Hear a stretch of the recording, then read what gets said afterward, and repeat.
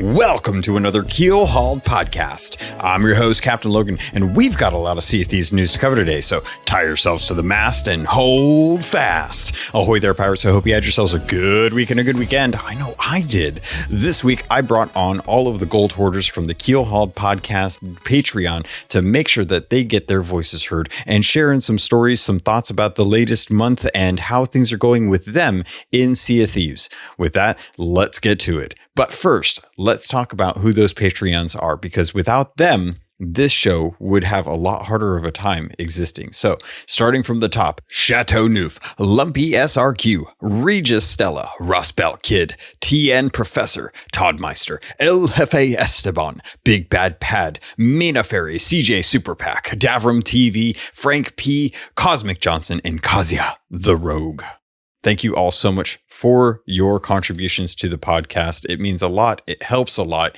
And it means that we get to have times where we get to chat like this. So if you're interested, feel free to head over to Patreon. I'll talk about more of that at the end of the show. And let's get into it. So thank you to everyone who joined me on this week's episode.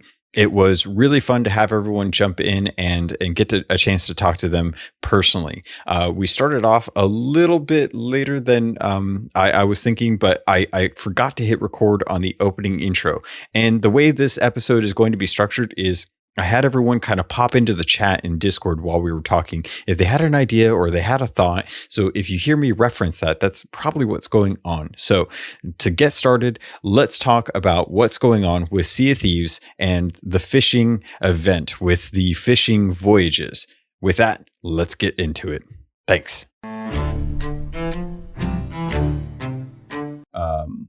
We're in the midst of having the fishing event go on. So I wanted to jump on and kind of see, like, how is everyone kind of feeling with the actual fishing event? So let's start from the top. Captain Zappelli, have you been doing any of the fishing event? I've been doing a little bit. It's been fun to do something different, and there's been a lot of people playing passively, best way to put it. So I've been talking to a lot of new people on the seas, and it's been quite fun to do. Awesome. Yeah, I can definitely attest to that. El Jefe Esteban, have you been sailing around getting some fish, or have you been kind of letting other folks do it?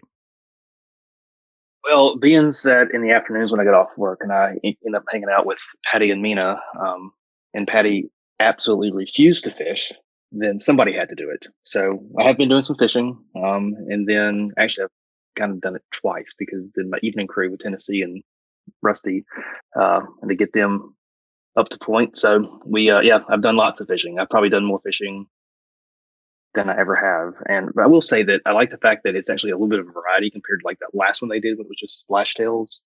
So it's been good. I've actually been ticking off some more accommodations for Hunter's Call with all this. So not bad at all. Yeah, so Pad, I wanted to jump on this since it got brought up. I was going to get to it eventually, but can you maybe talk about why you hate fishing? And for some reason, you want to make sure that everyone else fishes for you? It's not the fact that I hate fishing. It's just that when the Hunter's Call first came out, I was in a crew of maybe 3-4 people rotating around, and we spent 3 or 4 weeks solidly fishing to get all of the Hunter's Call stuff done. And I promised myself that I wouldn't do any more fishing. And then obviously we've had the smaller occasions where we've had to go and catch 300 splash tails and 100 of these and 100 of them. It's not, yes, I'll do those. And then it's the case of I'm not going to do any more fishing. The event itself, fine, not a problem, good for everybody, especially new players. But for me, I'm curious. I'll touch on this in a little bit, but I have some questions for that later on. Mina Ferry, did you have any thoughts on the current fishing event as far as having to go out and actually fish these up? Are you pretty okay with it? I don't mind fishing. Sometimes I like to just go and listen to podcasts in a corner of the map and fish by myself. I have had to fish because Paddy won't. But in 2 evenings, we have done week 1. And I think we've now caught or sold over 100 fish. So I don't mind. Awesome.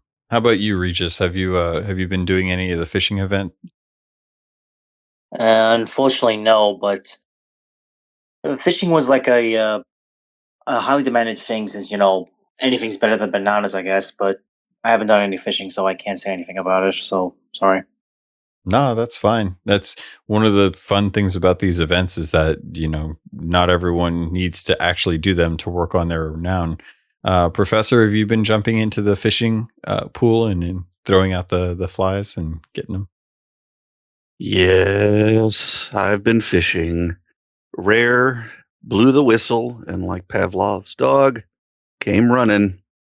After Hefe and I swore we wouldn't do it, he did it, and of course, got to stay up and close to the crew. As far as an event and the mechanics, it works great. Kudos to Rare and for answering in the community. And I will say, as a social event, just kind of hanging and talking and doing something low key, it works, and I enjoy that part of it. But I don't enjoy fishing. I think I might have scarred some members of the community a few nights ago by telling tales of when snuck on a boat, hid while another crew was fishing, and went over and took a bite out of their fish in the barrel and put it back, along with Hefe stealing fish from another crew. We might have given somebody some night terrors, I believe. Yeah, I can imagine how that would be pretty infuriating for the folks that didn't pay attention. I don't know about you all, and I'm curious if anyone does this. I know Mina kind of hinted on this, but most of my fishing has actually been, and I guess this is kind of in line with because of the Reapers. Being a PvP faction now that a lot of people can jump on and benefit from the most, which actually I think Rare might want to address. It seems weird that the Reaper's bones are harder to level in some instances, that you need to, I wouldn't say that it's harder to level, but you get the emissary bonus for everything you turn in, as opposed to just the one trade company that you happen to align with. So it feels like a lot of more people are going Reaper because it benefits all of the stuff that they get as opposed to a bit of it. But because of that, it feels like a lot of my fishing has been done up in the corners of the map. The other night, I was just not in the mood to deal with anyone. So I grabbed my ship. I sailed up to Smuggler's Bay. I parked it on the backside of the island. I went and dug up a whole bunch of earthworms, threw them in a rowboat, took the rowboat down to Sailor's Bounty, fished up a whole bunch of plentyfin, and then took the boat down to Mermaids, hid the boat behind Mermaids, grabbed a whole bunch of pondies, and then sailed up, turned them all in.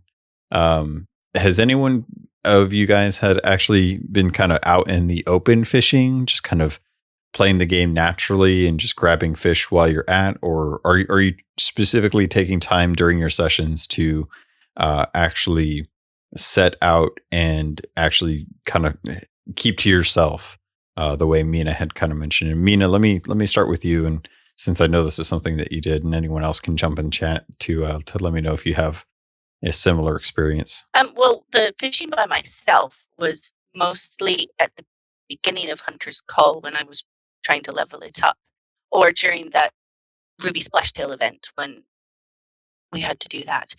This time round, we actually did the voyage that they give you, and it gives you the 3 spots to fish at. So we were very much visible while fishing.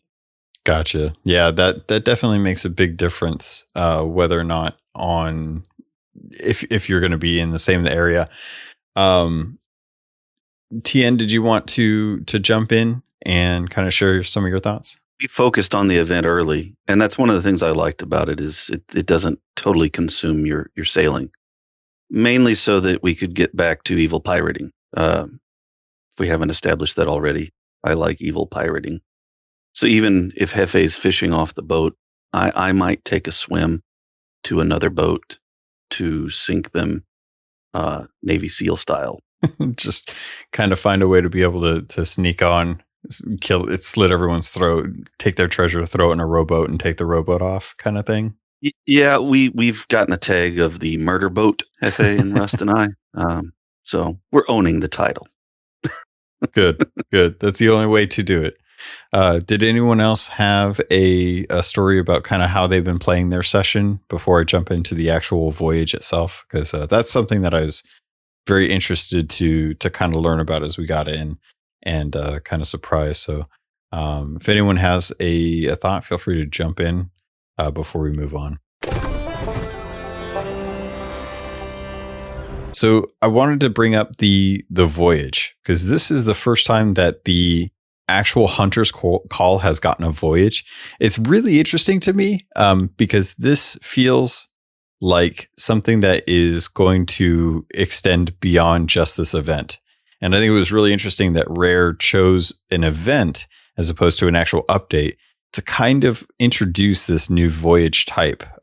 With the last update that we got the actual merchant voyages, but that was kind of a big update. It kind of kicked off season 1. Were any of you expecting this voyage to work the way it was when you first saw it? I know some of you are insiders, so that kind of kills that aspect. But if you think back to when you first dropped down this voyage, I was kind of surprised on how this actually worked out. So let's start with Zappelli. Have you played around with the voyage at all? Yeah, when the day it came out, that's all me and my friend did on a sloop. It's been fun to do, going to the different islands. We found a few glitches where we cannot get the fish we're looking for on some of the islands. Other than that, it's been quite fun to do, and it's something a bit different. Do you think that's something that you would look forward to having as like a normal mission in a bottle, or would you like to have the actual Hunter's Call have voyages like that for rare fish? Yeah, I think they should have something to do, because obviously the only way you can get the rep now is from mermaids and through the fish, I believe. But I wish they did something like hunting monsters with them, like you go hunt the Kraken or hunt a Megalodon to maybe give you rep for him as well. Yeah, that's a pretty good idea for sure. El Jefe, I'm curious if you enjoyed the voyages the way they were designed. Did you think that they could be improved in any ways? In general, I thought it was a pretty cool idea what they did. So far in that regard, I've enjoyed them. It would be kind of cool if they could keep them around and somehow use those voyages maybe to find some of those more rare fish, like you were saying. I think that would definitely be an improvement, maybe a quality of life update for Hunter's Call. Just kind of give it a little more variety other than the things they have now. But in general, I was kind of impressed that they had spent the dev time to create those missions. So the fact that they've done that tells me that I think long term they may have some things in store for maybe a set mission that you can go pick up or get somehow. Yeah, definitely. I would love to see that. Pad, I know you haven't been fishing. Have you been looking at the maps at all? Yes, we did one. One thing I will say is you have to be quite precise on where you're fishing to get the map to associate itself with where you're fishing. If you're 10 yards outside of the area, you're not going to catch. You may catch the right fish, but you're not going to get the map to recognize that you're fishing in its area. Yeah. I definitely ran into the same issue when it kind of feels like when you're trying to get some of the wreckers for like shipwrecks, you kind of have to be in the right area, but also make sure that you're not too close to any of the debris to actually break it. Same thing with the voyage. If you're not like right in that sweet spot, didn't quite recognize that you were actually getting it, even though using the bait, you would actually get that. Did anyone else have a quick thought about the voyages before we hop on? Regis, I know you said you hadn't done any actual fishing, but had you gotten a chance to talk to Lorena to actually check out the voyage at all? I don't think so, but Okay. It's really interesting because the Hunter's Call, aside from Reapers and Sea Dogs, is another trade company that doesn't have any voyages and just expects you to turn in stuff like mermaid gems, fish, meats from the animals, as well as megalodons and krakens, and sharks. So I think when Rare does introduce voyages or hunting or animal bounties for the Hunter's Call, I think they're gonna introduce more exotic animals, like, I don't know, maybe saber-toothed tigers, or just something that will make it worthwhile to just, be worth hunting, as well as worth turning in for like a, I don't know, 5,000 gold or something like that. So maybe it's a tease, or maybe it's a tease for like things to come for the Hunter's Call. Maybe for the rest of the companies during last year's anniversary. It's interesting. Definitely. Mina, what would you like to see if they did do something like that? Any exotic animals or any rare types of creatures that you think you might want to go out and actually do for the Hunter's Call, or maybe even a different type of monster coming into the seas? Anything spark in your mind about what that could be? Oh, I don't know. If they did introduce another kind of monster, then hunting it for the Hunter's Call would be really cool. I think in the meantime, they could potentially develop on what they've got at the moment and give us a voyage to go and hunt megs or something. That would be good. Definitely. Big Bad Pad says dodo birds. You'd like to go out and hunt more dodo birds? Is that what I'm seeing in chat? Yeah, definitely. I don't think we need more exotic animals. I just think we just need a varied selection of different breeds that we can go and get. So bring a wild boar into it. So I'm curious, and I wanted to bring this up as well too, because it kind of ties into what's been going on with the outposts. Last episode, for anyone that listened, I had talked about Tinkerers being the next trade company, or at least the next shop that I think might be coming to Sea of Thieves, that gives a reason why they would need a shop location to be able to build up some sort of structure on the islands that are currently being worked on, just because of the wheelbarrow. And I think some of the pieces of wood that they have around there, I think it would be kind of nice to have tinkering. One suggestion that I saw online, and forgive me, whoever it was that had actually posted it, but hopefully you'll know it was you, had suggested that it could be representatives of the Hunter's Call. And this voyage type is a test to see if people enjoy it and if this is something that should persist. Trying to think of the best way to really explain it, but I'm curious to know. And Zappelli, I wanted to kind of get your thoughts. If the Hunter's Call did retain these voyages, and we started to get like representatives actually having voyages for the Hunter's Call, would you want them on the outpost, or would you want them to stay on the sea posts? Makes sense to put them on an outpost for the other reps, but on the sea posts are fine as well. But it does make sense on outpost for the other reps on the game. And Hefe, I'll hop over to you. Do you think that that's a trade company that could do with a refresh? Give them a building on the outposts, bump up their level cap to 75, give people voyages to go hunt down specific types of creatures? Yeah, there's definitely room for them to, have a refresh, because outside of just the ship set that you can get leveling up through the current levels, there's really nothing else that they offer. So yeah, I think it'd be a great idea, a great opportunity for them to kind of just, give a little more variety in that regard. TNSE type in. Do you think that there's a place where you can actually have both the Hunter's Call on outposts and still retain Merrick's family out on the sea posts? Oh, I was thinking about that. It would tie it in with the other companies, because new players coming in only see what's on the island, really, and only by sailing around do you discover what that sea post is. But if you've got a place to turn in on the island, what purpose do you have to sail out of your way often to get to the sea post? So it seems like you would have to have something special to drive you to the sea post, rather than just one-stop shopping, getting everything done on the island. Yeah, I definitely agree. The question then becomes, and if anyone has any thoughts about whether or not the actual building that's going to be erected on the outpost is going to be for Hunter's Call, feel free to jump in chat and let me know. I am kind of curious, though, if anyone else feels that the C posts are kind of superfluous at this point, because they generally really only have two functions. One is the turn-in point for meat for the Hunter's Call.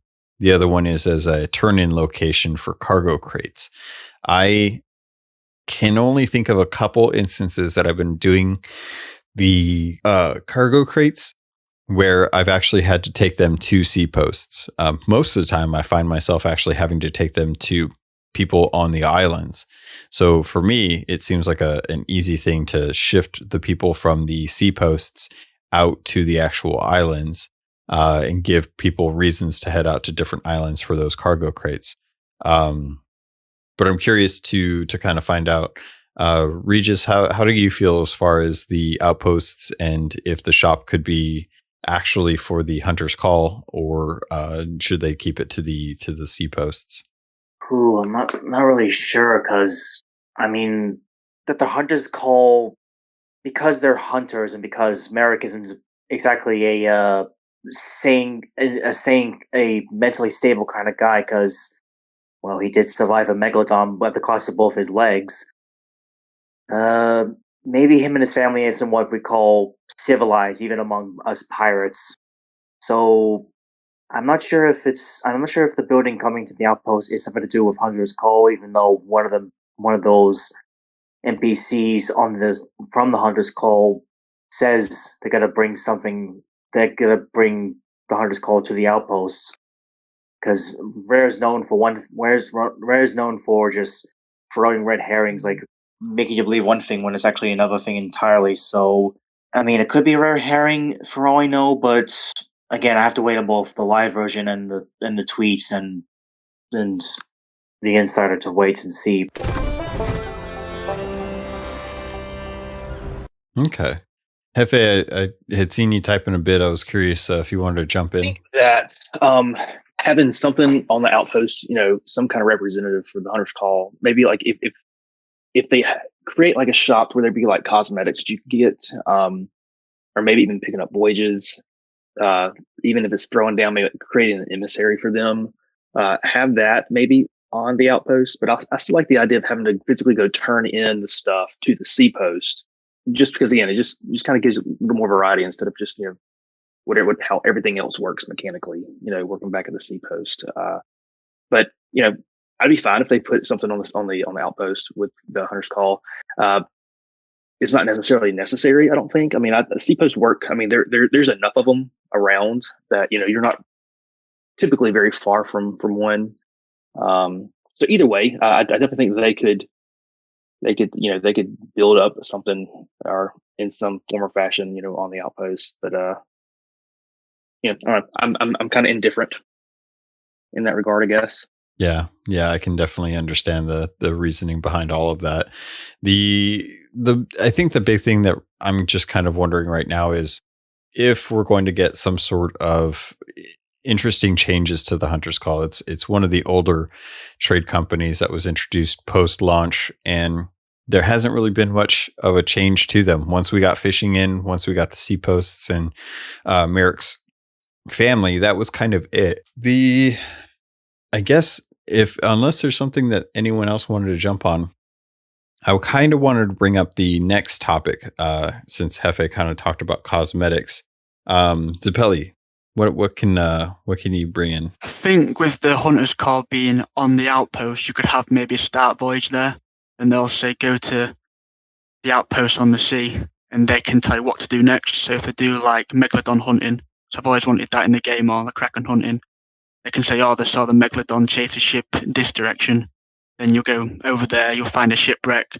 Then maybe you can play the Hungry and Deep song, and then Megalodon will spawn. So you can add the first update in. I can't remember what it was called now, the Hungry one. Just like adding that together so people can experience it again. Yeah, I think that's a great idea. I think it would be a great way to give players the opportunity to work on doing the hunt for the shrouded ghost the way that I think a lot of us wanted when we first found out about the different megalodons. We all kind of sailed around when that first opened up back in Shrouded Spoils to find those different ones. And yeah, I think that'd be a great idea. Heck, even if it was one of those instances where the megalodon that you find at the shipwreck is actually a stronger megalodon than you would typically fight if it were just one of those emergent ones. I would love to have a little bit more of a souped up megalodon to battle to maybe get better rewards from, or even a better kraken. Same principle, but with a kraken, and actually have a decent fight with a kraken for a voyage, for the sake of actually getting a bit more reward out of the kraken. Because as CJ Super Pack had mentioned last time I was sailing with him, the rewards for the kraken are pretty bad. They don't really drop a whole lot of treasure, and the treasure that they do drop is always way out in the middle of nowhere, if you can remember where the heck you actually killed kraken tentacles.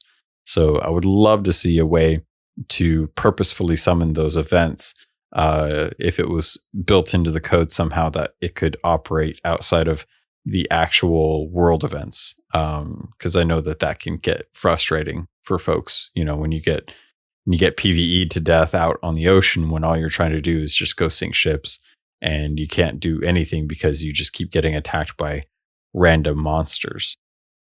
Was anyone kind of with that? Anyone else have any thoughts before I jump into cosmetics?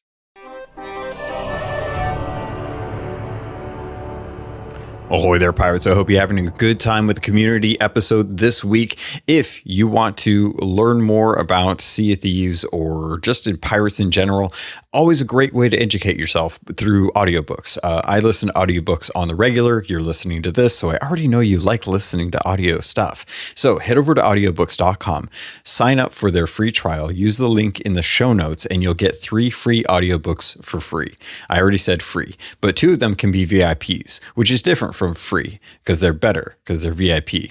I don't understand what that means. I'm just letting you know that if you want to get some free books to listen in on some of the amazing stuff that's going on in the world, there's some great books out there, some biographies, or maybe you're just like me and love fiction and listening to Witcher novels or Ready Player 2. I've been going back and listening through the Harry Potter books. Don't ask me why. I just love the Harry Potter books, and the guy that does them is really good. So feel free to do that.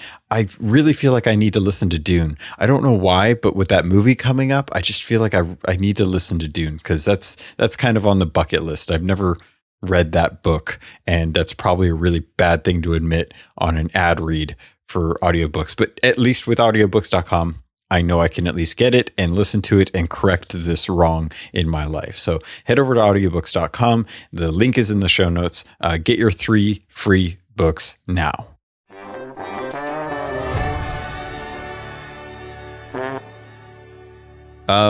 So we got the new cosmetics. We got some really expensive cosmetics, and we got some cosmetics that actually have a different shape to the sails. This is something that a lot of folks have been kind of talking about. It seems kind of like a no-brainer to save up your first 8 million gold now to pick up the Dark Adventurer sails. I'm curious if anyone has these, and if you have they changed up how you play the game? Has anyone been able to pick these up? Yeah, we've got them.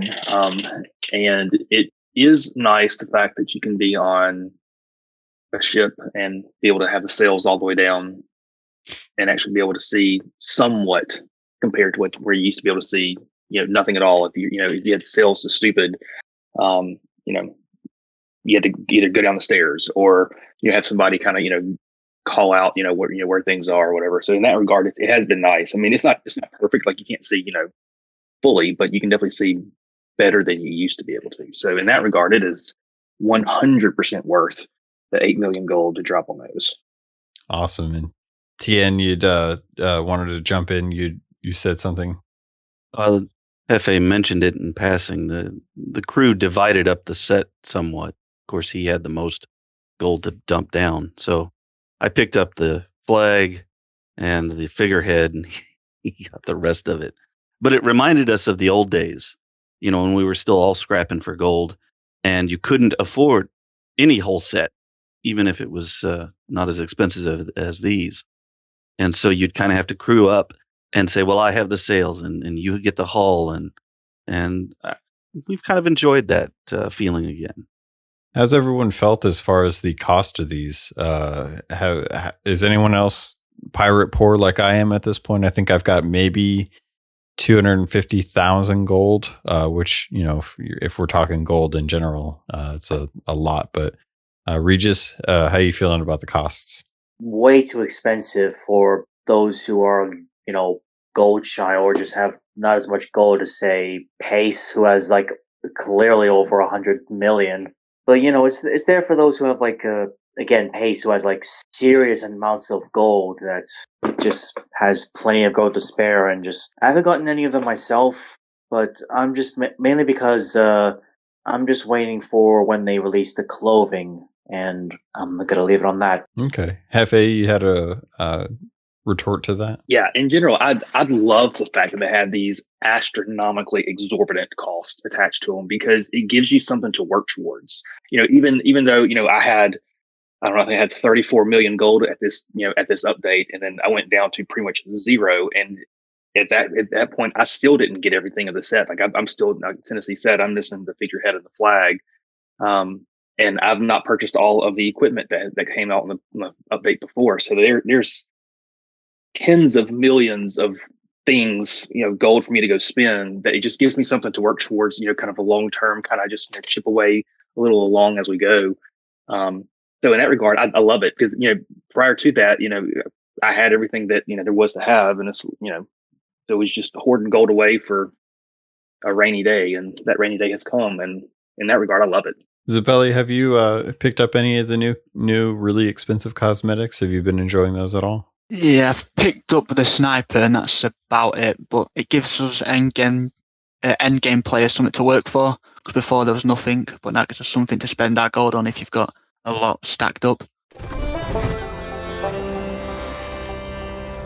I guess, Pad, you were talking about how you had a lot of gold. What do you mean by a lot of gold, and how it went down to 3K? I play this game rather a lot, as you may have. I was sat on 41 million gold, spent the whole lot. So I've got the complete set plus the golden parrot set that came out. So I purchased that as well, and I had 3,000 gold left. I got just over 3 million, but that's because I play a lot, and the people I play with know what they're doing. I think that's kind of the thing that I've been noticing is that the game has kind of reset gold for a lot of players. I don't know if this is something that needs to be done, maybe once every year. They introduce a really, really expensive set just to kind of reset everyone's gold value. It definitely, to me, feels like they've had this set for a while and have been kind of holding on to it for a good time to introduce it. The Dark Adventurer set kind of came out of nowhere, and it feels like something that ties to Pirate Legend just purely through aesthetics alone, but for whatever reason, they held on to. And I don't know if this was just them kind of looking at something to reward Pirate Legends with, and then they saw that there needed to be a reason for a gold dump and put it towards that. But it's amazing that just one full set of cosmetics has been enough to completely wipe out just about everyone's gold sinks. There's only, I think, a few streamers out there that I've seen that are still sitting on the millions of gold and still have everything. But I'm glad that they've done it. I'm glad that they've kind of set this up. Did anyone have any last thoughts before I switch topics over to Duke? Logan, I'll just say Rare chose to make cosmetics a differentiator instead of, buying abilities and things like that. So it seems like there had to be these high value items, specifically geared to those players who sail a lot like Pad, and are on the seas gathering. Those cosmetics have intrinsic value, and it's the rarity of the ability to get them. Yep. Yeah, and it's fair to say that anyone that's running around with those right now clearly is flexing on how much gold they had stacked up at the time.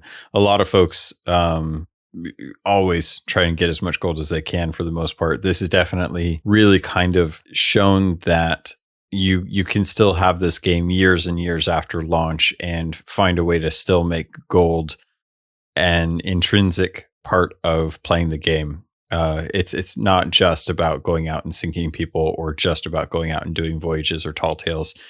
Gold is still a very important part of this game, and I think as long as they hold true to keeping that part important to players, I think there'll always be a reason to go out sailing.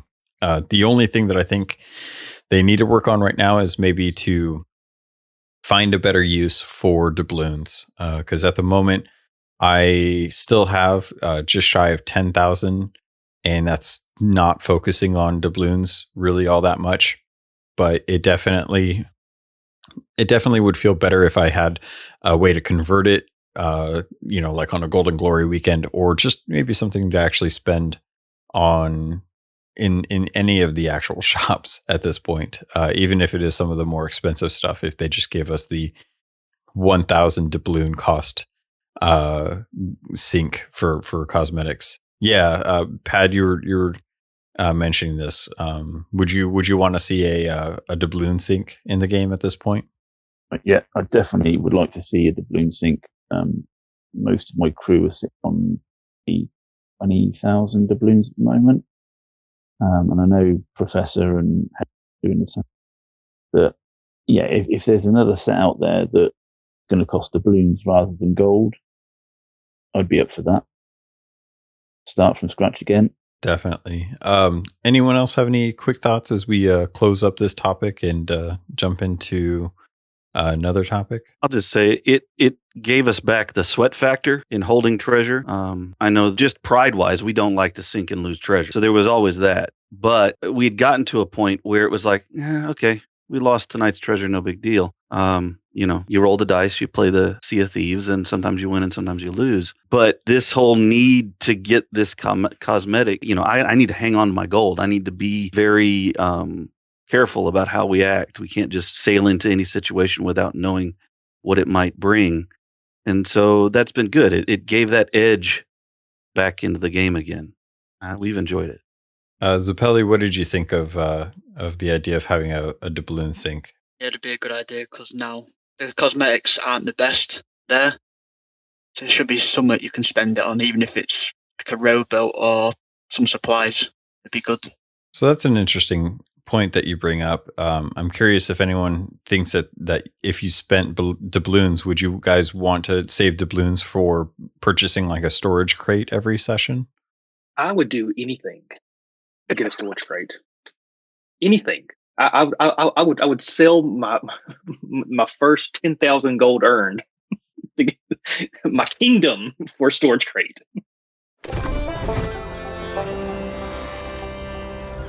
I'm actually kind of curious, and actually you just kind of sparked an idea in my head. Hefe, let's talk a little bit about that first 10,000 while everyone kind of gets some thoughts around the idea of a storage crate or supplies being purchased for doubloons. You said you'd sell your first 10,000.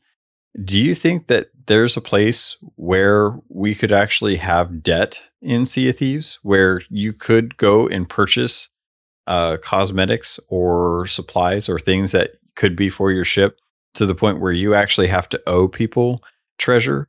That is a very interesting idea, and it's kind of a cool idea. I wouldn't be opposed to that. I think it could open things up to a whole new level of stuff. That way, you just know that by the end of your selling session, you've got to make X amount of gold. Otherwise, some kind of detriment's going to happen. I don't know what that would look like, but yeah, I think that would be kind of a cool idea.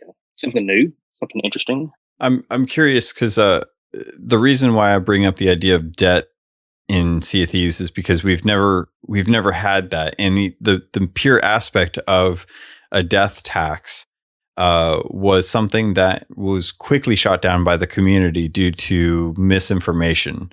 Back in the day, there was an idea that if you died, you would have to pay a tax. Now, tax wasn't necessarily gold in the idea that was being floated around, but the community took it as gold. And one of the main problems with that was what happens if you don't have gold to spend to get back from the Ferry of the Damned. Pad, you jumped on this idea in the chat. How do you feel about the idea of being indebted to a trade company or a faction for supplies or cosmetics? It definitely opens up a different storyline. For instance, yes, you can buy this jacket for 10,000 gold or 10 captain's chests. If you haven't got the money, here's the jacket, but within the next 3 days, you have to pay us back. What my thoughts on that would be, what happens when I don't pay you back in those 3 days? Is there a bounty that goes out of my head, and how would that work? It's really interesting. Something like that I think would be really fun. I'm hesitant to the idea of like an interest because I hate the idea of someone being in debt, quitting the game, coming back and finding themselves with 2 years worth of, interest built up over the time. So I think if anything was either a bounty or say like interest on a debt, then it should just be per session, per server.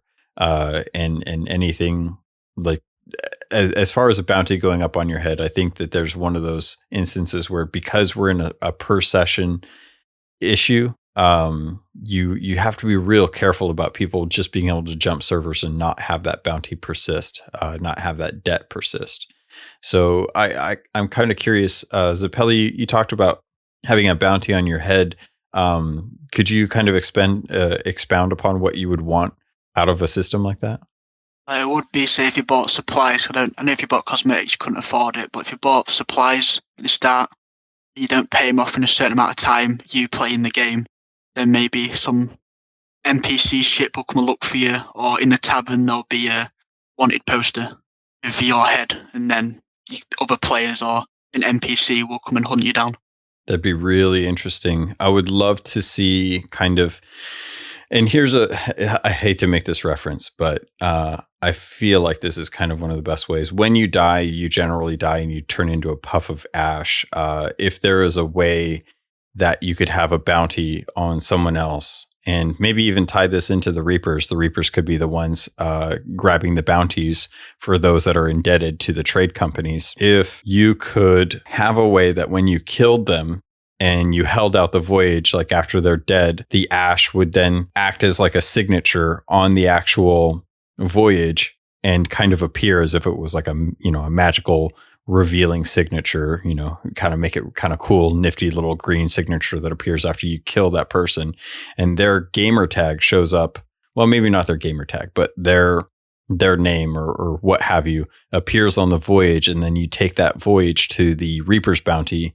And then the Reaper's bounty gives you a portion of that, but then uses that to pay off the debts. And just kind of the idea of everyone brings everything to the Reapers. So the Reapers, in theory, should have a mass surplus of gold. So wouldn't they be the best ones to pay off these debts? And what better way to do that than if you go into debt with the trade companies by buying supplies, by buying cosmetics, what have you.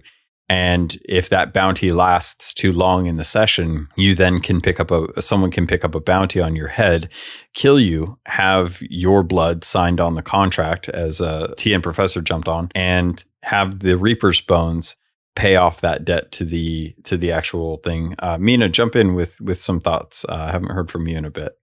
I think the issue with this, though, is that people would go, oh, I really want this item, but I don't have the gold for it. Like, for example, the sales or something. And then they will jump server after having purchased it, and they will never have to pay for it. So here's an idea. Professor, actually, let me get your thoughts before I jump into this idea, because I just had a a way to kind of fix this.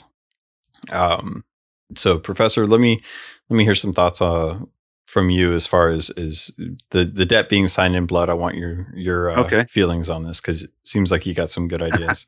Well, if you signed that piece of paper, kind of in blood, and then, your wanted flyer is something somebody can take down at Reapers and carry with them like they would any other mission on the table.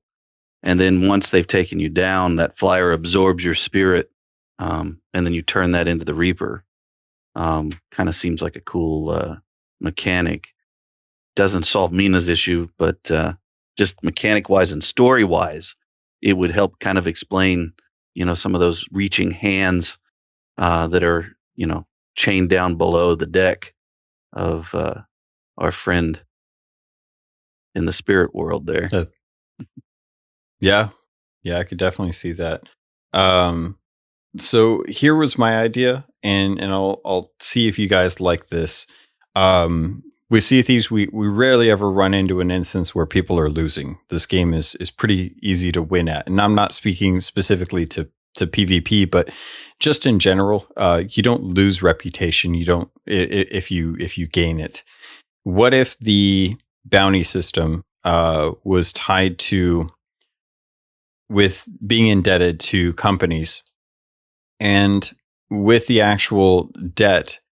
Sure, you could jump servers and you may not have the bounty on you, but if you don't pay off your debt and the bounty is still there at the end of your session, when you log off, you lose a portion of your reputation with that company. So say you purchase something from the gold hoarders and you don't pay it off, and the longer you don't pay it off, the more and more reputation you then have to regain with them, and you lose your ability to access certain cosmetics if you don't take care of that debt. And it puts an emphasis on being responsible. Hefe, you said you had something in chat. I wanted you to see if you could kind of recall for us in the podcast. Yeah, so there's one of the tall tales, it's one of the Morningstar tall tales, I believe, where you're going along and you dig up the chest that has the crew outfit, and you have to put on that outfit and go to an outpost and talk to some people to get the next clues of where to go. So since that mechanic already exists in game, they maybe they could tie these items that that we're buying for debt and have it tagged as like that temporary item. Like in a tall tale, once a tall tale's over with, those items disappear out of your inventory. So maybe they could tag it that if you have an item that you're indebted to, and come the end of your sailing session, if you've not paid that off, then it just disappears. You lose the ability to do that, and then you're back at square one of having to start over next session if that's what you want to do. But that may be a way how you could kind of do something and kind of keep people from trying to, I don't know, cheat the system. Or maybe even another idea of kind of piggybacking on what you were saying is like, let's say if you buy something and like all these cosmetics are tied to certain trade companies somehow, and you've got a debt with, say, the gold hoarders, before you gain any additional reputation, you have to have the debt paid off first before your reputation increase continues. Or maybe another idea. Yeah, I definitely like it. Regis, I want to jump on your idea because you actually bring in some lore that I love that is missing in the game. I don't know if Rare's ever going to jump into this, but in the Sea of Thieves lore book, there is the actual Twisted Knife mercenaries, which are bounty hunters. So you talked about bringing them into the game. And I wanted to post some thoughts, but you wanted to talk about them a little bit. So, what could the Twisted Knife mercenaries facilitate in this aspect? Well, outside of is it the Tales of the Sea of Thieves book that we first hear about them? Yeah. Okay, just making sure. Because outside of that, nobody has ever heard of them, and even then, they will introducing them into the game would be perfect, because if you're going to introduce a bounty system, why not introduce the mercenaries? That will be the Twisted Knife. And now that I think about it, maybe it's because they're building a new building on the outpost. Maybe that's the Twisted Knife mercenaries setting up shop where we haven't heard anything about. anything about them, so could be different and unusual. But again, it fits the role perfectly, because if you want to become a bounty hunter, you kind of have to get permission or get a contract from professionals, which are the Twisted Knives in the Sea of Thieves. So it just makes sense from both a lore standpoint and to introduce a new faction while they're at it, since it's basically a tradition at this point that every anniversary they introduce at least one new faction. Like the first one was 2, the Sea Dogs and the Hunter's Call. Last year was the Reaper's Bones. Maybe this year they'll, I don't know, introduce the Twisted Knives as like a bounty hunter / mercenary force that, for a price, you can hunt down a player or an NPC that, I don't know, would they count? Because technically the Order of Souls do that, but that's for the undead. But maybe the Hunter's Call could be like that, but for the living instead. So you touched on something that I wanted to get to, which I think is perfect because it shows that I'm not absolutely crazy in this concept. What if, in this instance, what you're suggesting, the Twisted Knife being the mercenary group that's hinted at in the Sea of Thieves lore book, the Tales of a Sea of Thieves, what if the new building that is coming to Outposts has nothing to do with the Hunter's Call, but it has everything to do with actually having the supply crates, being able to purchase supplies or being able to do something like that. And the way that you pick up a storage crate at the beginning of a session is you have to go in debt to the Twisted Knife. And they say, all right, we'll give you this, but there is now a debt on your name. If you don't pay us off by the end of your sailing session, then we will put a bounty on your head and then sell that bounty to the Reaper's bones, and then the Reaper's bones then have Voyages. So it functions that Twisted Knife gives you supply crates. They put a debt to you. If you don't pay off that debt, then the Reaper's bones can pick up bounties if there are available. Anyone that sails out to the Reaper's bounty hideout, or the Reaper's bones hideout, can then check and see if there's any bounties up on that server. If there are, they can go out and hunt down those people to pay off that debt. And then it's up to you to decide if you want to pay it off immediately or if you want to kind of have that out there and look for some PvP. And it builds a little more functionality into why would you need to have a debt system? How would you deal with that debt system? And then have it tie into bounties that then include Reaper's Bones into the faction, as far as like them having specific voyages for different crews out there, and give players a reason to go out and hunt that down. And say if the person leaves a server before that bounty is completed, then they just get a fraction of that, and it shifts over to, say, like a skeleton captain that you can go hunt down and complete that voyage for. Or you just have to go out and sink any crew or return a certain thing. So I love the idea of this kind of expanding a little bit more of the lore and adding a really interesting kind of functionality to the game that isn't in there at the moment. Professor, did you want to jump in? I've just to kind of throw in there, I always like the growth of the story and the lore, and didn't know about the Twisted Knife since I don't have that book. So I love that. It ties in more of the story. Yeah, and I think they could do some interesting things with it. Originally, it was just kind of a one-off thing, but there's a little bit of mystery to them, and I think that if they did add the Twisted Knife mercenaries, a great way to build in a bounty system is to introduce a debt system. And I think, now that we are all wanting to purchase all these really expensive cosmetics, it would be kind of a nice way to say, like, hey, you can have these right now, but you're going to have to deal with the debt. And if you don't deal with the debt, then we're going to have to come after you. We may not be coming after you. It may be other crews out on the seas, or it may be enemy ship types. Say they could actually have Twisted Knife ships out there that are AI ships, kind of akin to the Skelly ships that are constantly hunting you down if there aren't any player ships currently repping the Reaper's Bones. Because I imagine, a lot of people run Reaper's Bones, but there's not always going to be Reaper's Bones on a server.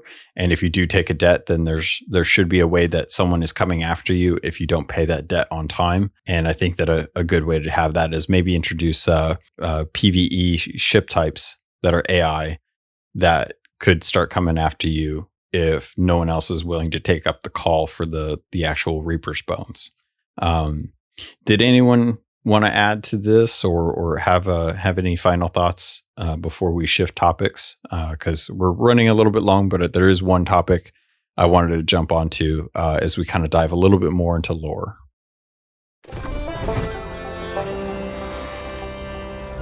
Alrighty. So I wanted to bring up the next topic because this was something that I thought was really interesting. And I wanted to get some community thoughts on this and what it could mean. So many of you might have heard or know or have actually gotten to check out Duke. And he's over on Mermaid's Hideaway. He is still a Dark Lord to me, but he's starting to kind of ask the right questions. And unfortunately, I don't know what those questions are. And I think that's what troubles me the most.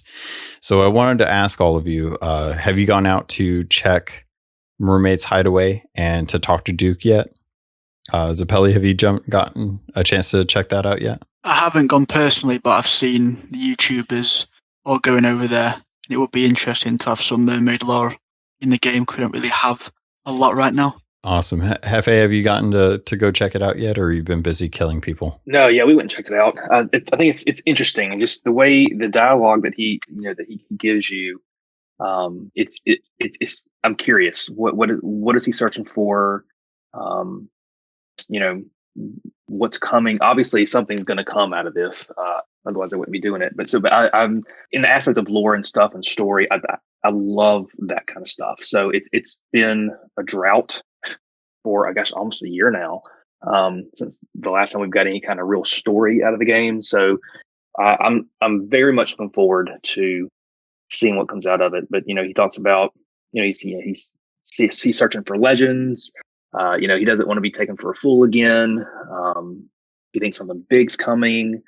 He wants to get to the bottom of it. So I don't know. I am really keyed in on that in that aspect of it, because again, the lore and the story really just ties everything together, and so I'm looking forward to it. Awesome. Mina, did you have any feelings on Duke being over at Mermaids? Do you have any idea on what he would be hunting for? I'm not entirely sure what it is he's hunting for, but I do think that it's very interesting, and I'm looking forward to seeing what develops from it. His storyline often comes before something big happens, so watch that space, I guess. Awesome. Regis, I'm going to toss you a curveball here.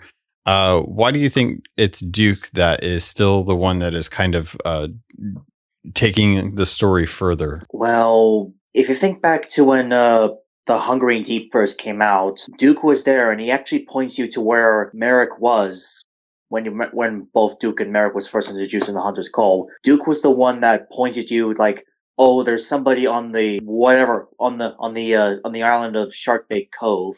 Like, go talk to him, because the sharks are getting more feisty or whatever. Again, it's been a while. So he was the one that actually pointed you to the guy that was supposed to give you like the content, like the speaking trumpet, the drum. Like, Duke was the one that pointed you towards there. So it was not the first time that Duke has actually pointed you towards just going ahead with the story, and I imagine it won't be the last time, because Duke is the first new one of two new NPCs we got introduced to the CFEs post launch, and so yeah, he'll probably be involved in something, but I don't think he's going to stay on Mermaid's Hideaway for long. Like, give or take next month, he could be like in the Devil's Roar for all we know. Okay. Professor, as far as Duke moving around and doing things on his own, do you trust this? Do you think he's the right person to be doing this? Hope you'll do a spoiler alert in the editing for this. But I was so excited. I found him completely by accident when sailing on Insiders and had to sit on it until the game came in for real. And then just couldn't wait to share with everybody on the crew when it came into retail. Let's go over and sail to that island, and I want to show you something. I've always liked Duke. By what you say about him, I love that idea of the rogue narrator. And that's really what Duke has played in leading us along the story and lore side of Sea of Thieves, in helping drive the content of that story. So I like the role he plays. I like just the idea of that rogue. And I was glad to see him again. I hope that he continues to find purpose and gets back to his old rogue self. Pad, let's jump in. I know you'd mentioned that he's a spare NPC in the chat. What do you mean by that? Well, he's been in the game from more or less the start, in the fact that he has been the point of for players to see a thief, whether it be him as running his black market operation, or sitting on Umbra's island twiddling his thumbs. I think his present situation may give a hint to what is coming. I hope it involves a tail, because it's been a long time since one of those to go and do. And yeah, he is, in my eyes, a lovable rogue. I know your personal feelings are quite opposite, but for me, he's a necessary evil. I think. Yeah, I personally just don't trust what he's up to. It always seemed very odd right from the get-go. Whatever he asked us to do, we just kind of followed, and it was all in the name of chaos to him. And I don't trust chaos. I don't know that anyone should. And it seems like he's kind of changing his tune. It seems like the things that he's done, he's kind of realized that it has impacted the Sea of Thieves negatively, as we can tell by all of the bad stuff that's happened. And I kind of have to point at him and say, yeah, I told you so. So I know you guys love Duke, and that he's great for being that person that we can relate to as far as like pushing the story forward. I just think there are more interesting characters in the game that could do that for us. And I would love to see characters like Diving Bell or Nine Cats Nura from the Tales of Sea of Thieves book come into Sea of Thieves and have that history already with fans of the books, and start to introduce story in an interesting way, because they are lovers. They are a couple of pirates, old salts that have been around and seen a lot of things. And for them to come to the Sea of Thieves or show up in the Sea of Thieves one day and being like, what did you all do? This is kind of crazy. I guess we can help, I think would be more impactful for me than the one dude who messed up at his job, clearly a Dark Lord, and is now wandering around trying to find a treasure, because he's definitely the person I trust with ancient treasure. So that's kind of that. I still just don't trust chaos, and maybe that's me. I know you guys love him. I don't know what he could do that would fix the things that he's impacted in Sea of Thieves. But yeah, I love the idea that he is stirring things up quietly.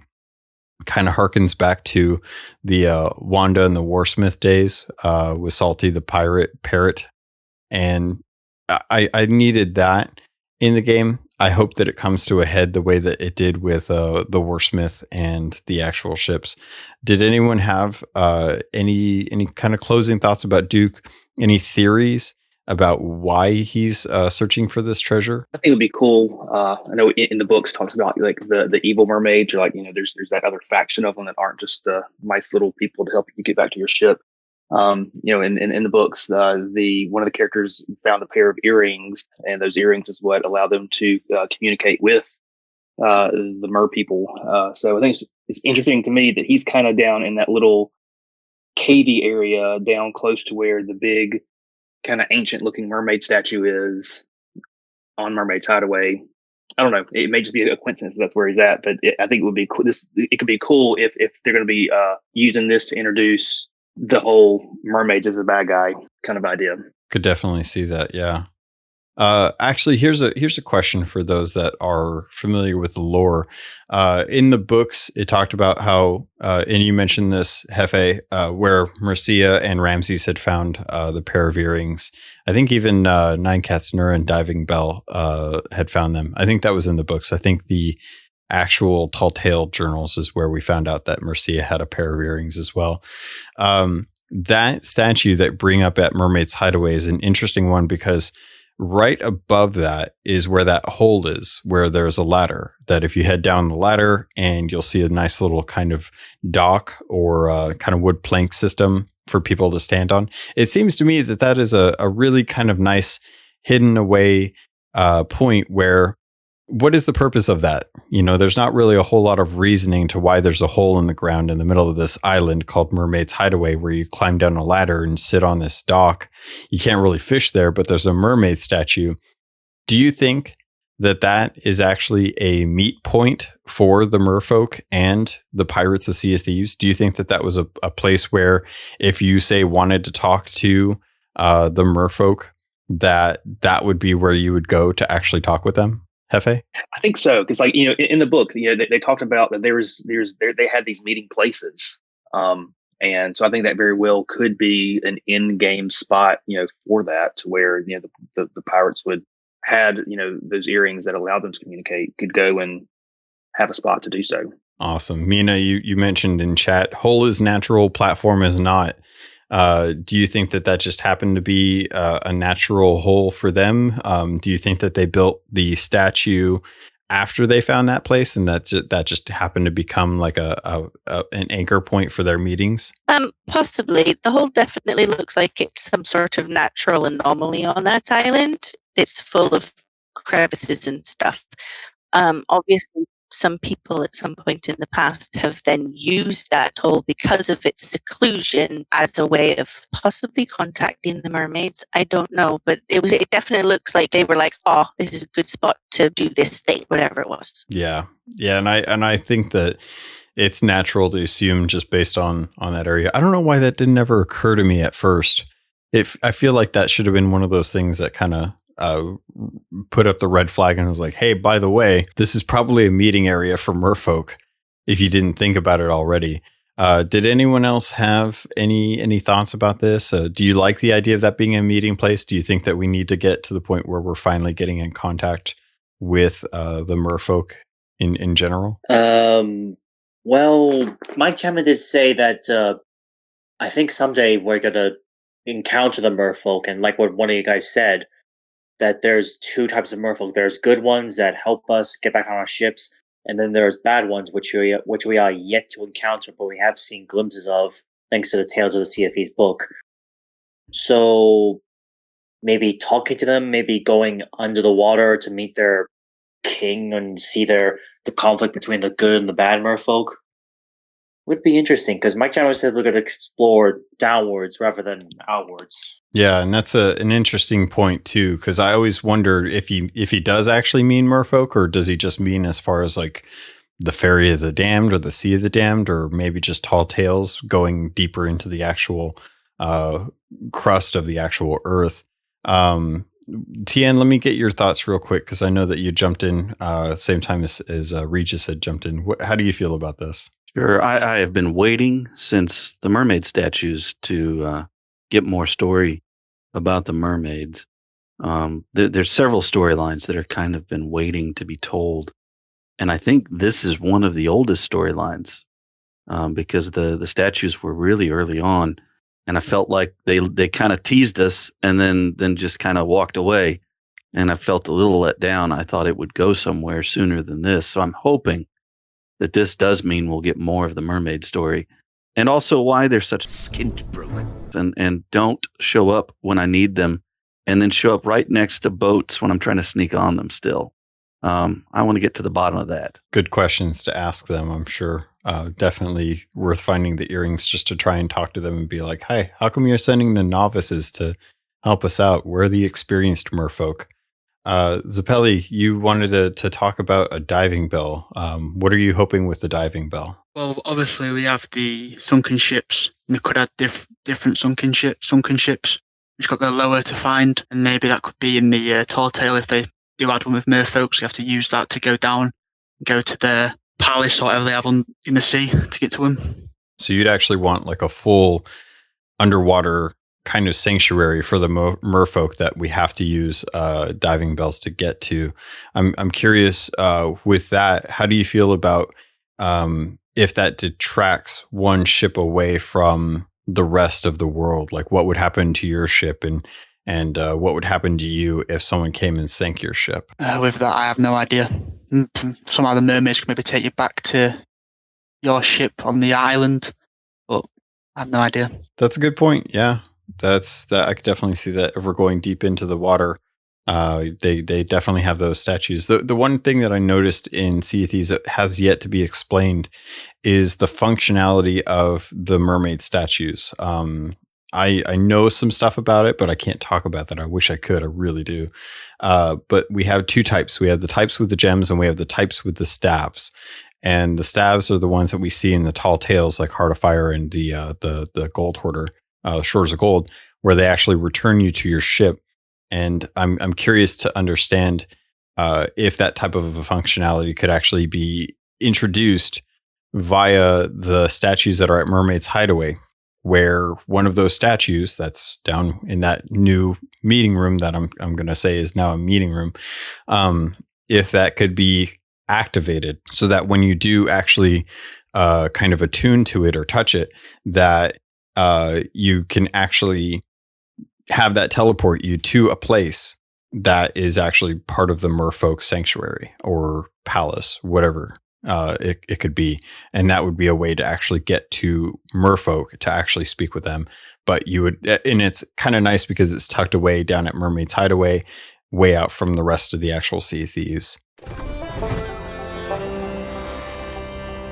Did anyone else have any thoughts on merfolk and if it's time to get that story revealed in the game, or are you still looking to get resolution with Flameheart? I'm with Professor. I have been looking forward to finding out what's going on with these mermaid statues. What's the meaning of them? Why did they show up? How are they connected to the mermaids? And also, what's with the other mermaids that we never see that are in paintings on islands as well as in the books?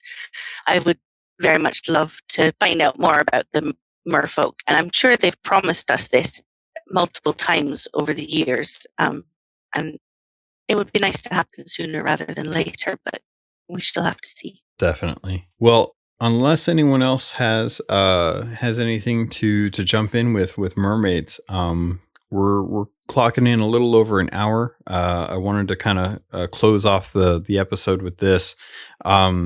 I just wanted to say though, I've really loved this conversation. You guys have brought some really cool ideas that if Rare isn't already working on, should definitely take this episode as some good community feedback on ways to bring functionality and intrigue to the game through lore. And I think it would be really fun to see kind of how things go. I don't know if we'll get to see much more of the lore until season 2. But I'm sure at the end of next month, when we do this again, we'll probably have some more information about what's going on in Sea of Thieves. And I'm looking forward to seeing if anything changes the way it has already just with season 1. So DePelli, El Jefe Esteban, Mina Ferry, Regis Stella, TN Professor, Big Bad Pad. Thank you all so much for joining me today. I don't want to keep you too much longer in case you have responsibilities, like I'm sure I don't, and make sure that you guys get to those. But thank you so much for jumping in, spending time with me, spending time with the community. A lot of you have become Sherpas, and I wanted to thank you personally for jumping on that and trying to help out a lot of the other pirates. Did any of the Sherpas, before we close off, want to share some thoughts on how that's going? If you're happy with it, how it's been, any suggestions to those that might be looking to have a pirate Sherpa? So far, I think it's going great. As of right now, we've got a list of 10 vetted folks that have kind of gotten the all clear, and they span the globe. We've got a couple folks in the BST realm. 4 in Eastern, 2 in Central, and 2 in the Pacific. So we got a pretty good coverage. I got to go hang out with a guy, Patty and I did the other day. He didn't know how to fish. He's brand new to the game. He's only been playing for just a couple of weeks, and so it was really kind of cool to be with somebody who didn't understand the mechanics of how to not break your line, and then so in that aspect of it was great. By the end of it, he was really thankful. He was like, thank you so much. He was like, it makes so much sense now. He was really eager to learn and kind of thing. So, and then had an opportunity a couple times to just sell some other folks. One who's doing okay, just working towards his way to get the Pirate Legend. Sell with him a couple of times, but in general, I think it's a fantastic idea. So kudos to Chenzo for kind of coming up with that, and he and I have kind of working together, kind of hammering out the details of it all. It's been overall, I think it's been great, and having that out there as an option for those new folks or those folks who just need a little extra help in a certain area. I think it's a really cool idea. The way just kind of those of us who've been playing for a long time, just to be able to give back. Because I would have loved to have somebody who actually knew what they were doing when I first started. I was with some folks who they were just as green as I was. We just kind of had to learn the hard way. So in that regard, I think it's great. Yeah, it's been amazing to see just how well that's worked out and how many people are jumping into it. I did want to extend the offer out to anyone who's listening to this. We do have a Pirate Sherpa program. It is something that has been spearheaded by, like you mentioned, Chenzo and yourself, El Jefe. I've loved that so many folks in the community have signed up to become Sherpas to help out pirates who don't know everything about the game, but still want to have a safe environment to be able to ask those questions, to get those answers, to learn tools and tricks of the trade, and to become better pirates as a result. So if you're listening to this, the show notes, as well as my Twitter account, always have links to the Discord server. There's rules, just like with the pirate code. You have to obey those rules, and you do have to be respectful. But if you're willing to abide by those and come in with an open mind and being available to jump in with other pirates, to sail with pirates who are maybe not as experienced, I think the Sherpas are doing a great job of helping cater to the folks that are fresh to the seas and don't feel like losing treasure all of the time. Want to maybe go get some of that treasure for themselves, especially considering how expensive those cosmetics are. So, Zappelli, any final words as we close things out? No, nothing from me. All right. Well, thank you. I appreciate you joining. Jefe, did you have anything you wanted to shout out, or anyone that you wanted to say hi to? No, just want to maybe just a big shout out to Russ Belt, who for whatever reason decided he couldn't make it today. So we just want him to know that we love him, we are for him, and in all of his endeavors, and we look forward to next month. And hopefully he can make it then. So much lying from you sometimes. I just don't get it. Mina, did you have anything that you wanted to share as we close out the episode? No, I'm good, thanks. Okay, sounds good. Thank you for coming. Regis, thanks for jumping on and sharing some really good information about the lore. Anything you want to shout out, or anyone that you want to say hi to? Well, here's a bit of a self-promotion right here. I just released another chapter of my new fanfic, My Little Pony Friendship with Pirates, and it's a fanfic that is a crossover between My Little Pony and Sea of Thieves, because why the hell not? I think fanfics for Sea of Thieves is a bit underrated, probably for good reason, but just self-promotion right there. So shameless self-promotion rather. So hey, why not? Awesome. And if you don't mind sending me a link to that latest chapter, I'll throw it in the show notes for those that are interested to go check out and see what you're writing. And heading over to I'll do it as soon as I can. Sure. Sounds good. And then Professor, anyone that you want to say hi to, or anything that you want to add to the end of the episode? Logan, thanks for the community. I told you a long time ago, you get the community you deserve. And I've really enjoyed this community, and thank you for creating it. And Rust, even though we got that Dear John letter saying, it wasn't us, it was you. You needed to find other games to play. There's still always a spot on the ship for you. I have a feeling that he just decided to go back to his Nintendo Switch for a little bit. And I don't know if you guys saw, there was all that Mario stuff that was coming out for Animal Crossing. I think he's just playing around. Big Bad Pad, was there anything you wanted to add at the end of the episode here? Just a couple of things. I'd like to reiterate my love for Rusty, same as Hefe. Professor's love of the community. And also, just a shout out to Chenzo. I accept your challenge and at some point we will meet on. I look forward to maybe us getting a chance to actually have an actual private server. I would love to get a custom server for our community to be able to start having some of these duels, these friendly bouts between pirates. Friends, fans, listeners, thank you all so much for joining me and the rest of the community. This is definitely something I've been enjoying the heck out of for the end of the episodes at the end of each month. So I will continue to do this as long as people want to do it. And each month is going to be a little bit different as we try and find different topics that we want to jump on. But I think we came out with some really stellar ideas that I'm personally going to hit up my chatman about and be like, hey, I would love for you to listen to this episode because I think my community came up with some really smart stuff. And with that, pirates, I'll close out the episode as I usually do, but that's going to do it for this episode. So thank you all so much for joining me.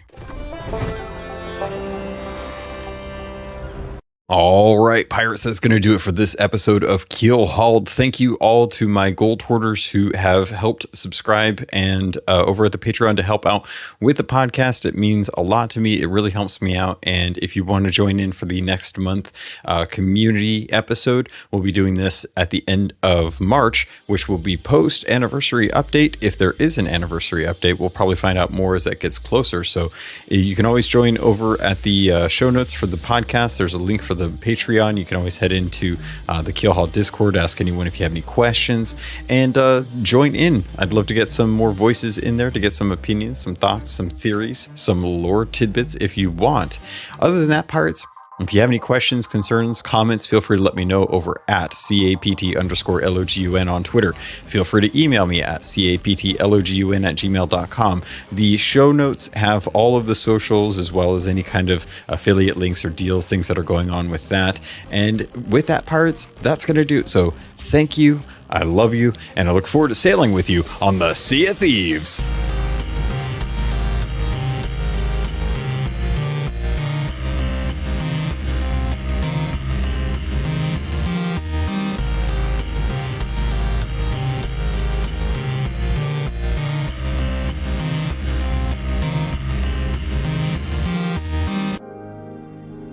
You've been listening to a Robots Radio podcast. Smart shows for interesting people. Check out all the shows at robotsradio.net.